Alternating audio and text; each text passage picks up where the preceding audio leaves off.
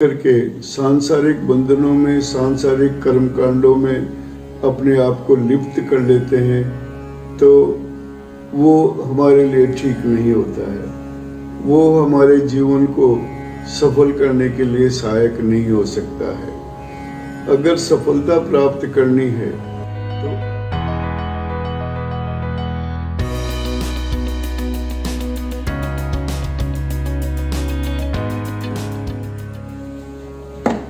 साहिब बंदगी, साहिब बंदगी, साहिब बंदगी।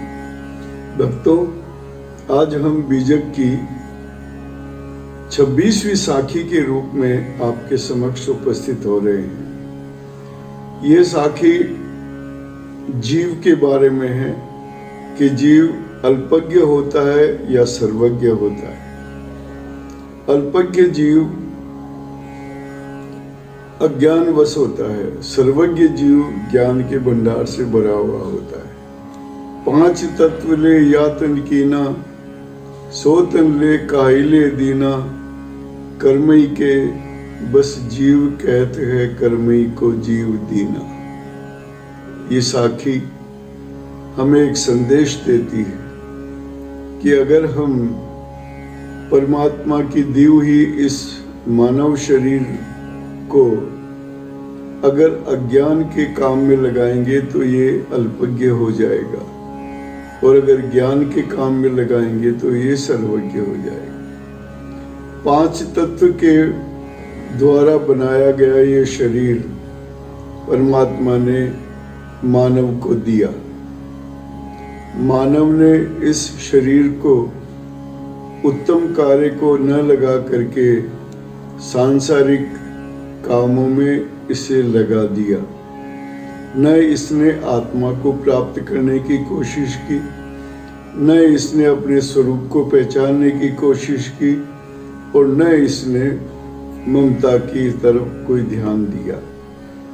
ये अज्ञान के वश कर्म कांडों में और कर्म बंधनों में इस जीव को लगाता रहा, और ये जीव निरंतर अज्ञानता की ओर बढ़ता रहा।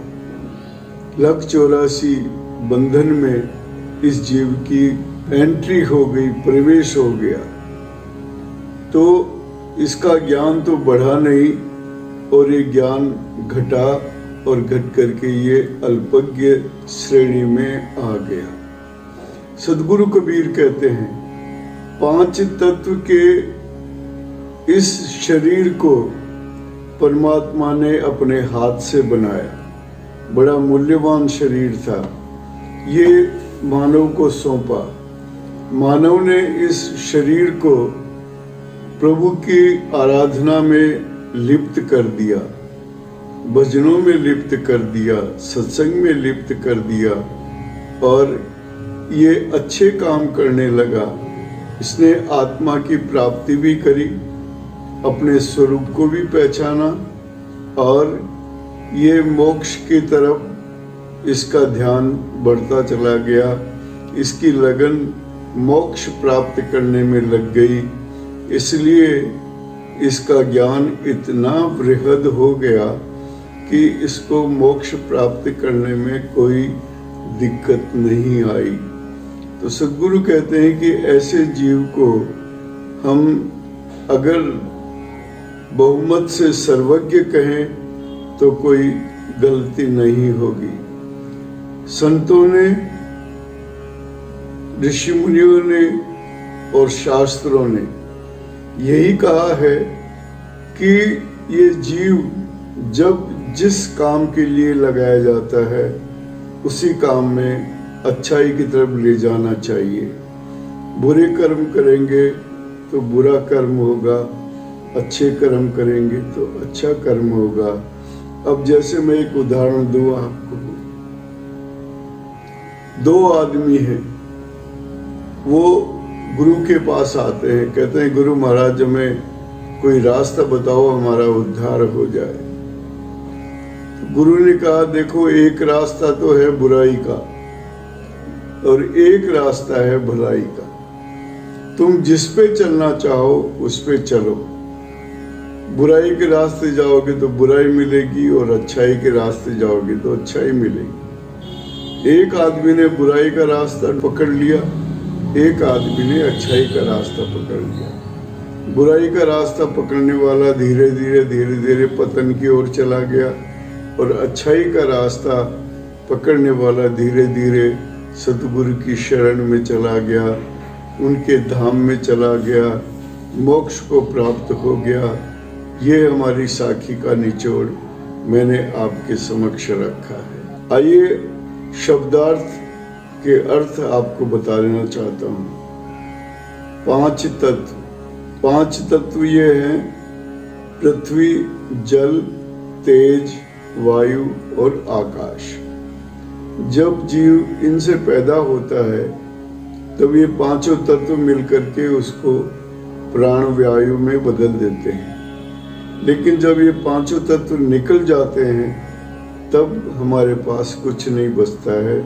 पांचों तत्व इस शरीर को अपने अपने हिस्से में ले लेते हैं।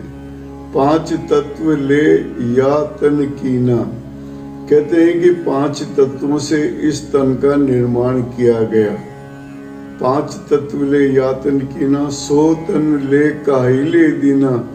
अरे वो तन, 5 तत्व का तन, 5 तत्व का शरीर तुम्हें गुरु महाराज ने किस लिए दिया है?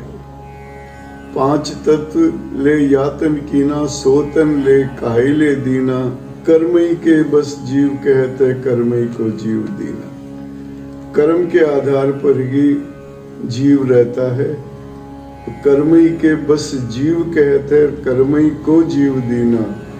कर्म करेंगे तो जीव अच्छा करेगा, कर्म नहीं करेंगे तो जीव अच्छा नहीं करेगा। कर्म के बंधन इंसान को सतगुरु की ओर ले जाते हैं, अच्छाई की ओर ले जाते हैं। लेकिन कर्म कांड जो होता है, जिसमें हम ये कह सकते हैं कि हम सतगुरु की भक्ति को पूरा महत्व न दे करके सांसारिक बंधनों में, सांसारिक कर्म कांडों में अपने आप को लिप्त कर लेते हैं, तो वो हमारे लिए ठीक नहीं होता है। वो हमारे जीवन को सफल करने के लिए सहायक नहीं हो सकता है। अगर सफलता प्राप्त करनी है तो आपको गुरु के चरणों में उनकी उपासना करनी पड़ेगी, उनके गुणगान करने पड़ेंगे, उनके बताए हुए उपदेशों को अपनी रोज़मर्रा की ज़िंदगी में शामिल करना पड़ेगा। और जैसे जैसे वो आदेश करते जाते हैं, उन आदेशों की पालना करते हुए हमें अपने लक्ष्य की ओर जाना पड़ेगा। और लक्ष्य वो हमारा ये है कि इस मानव तन को एक बार पुनः मानव योनि में लाने के लिए हमें सतगुरु की शरण में जाना पड़ेगा। सतगुरु की सकर्मक भक्ति के अंदर आप अपना ध्यान लगाएंगे, उनके उपदेशों को मनन करेंगे, उनके बताए गए रास्ते को आप अपनाएंगे, तो एक समय ऐसा आएगा जब आपको सतगुरु के धाम में प्रवेश मिलेगा और आप सतगुरु के समान बन जाएंगे। दोस्तों, आज हम इस साखी के माध्यम से आपसे रूबरू हुए। इसमें जो भी विचार रखे हैं उनमें आपको कोई विचार पूछना है तो आप कमेंट बॉक्स में जा कर के ये विचार पूछ सकते हैं। तब तक के लिए आप सभी से साहिब बंदगी, साहिब बंदगी, साहिब बंदगी।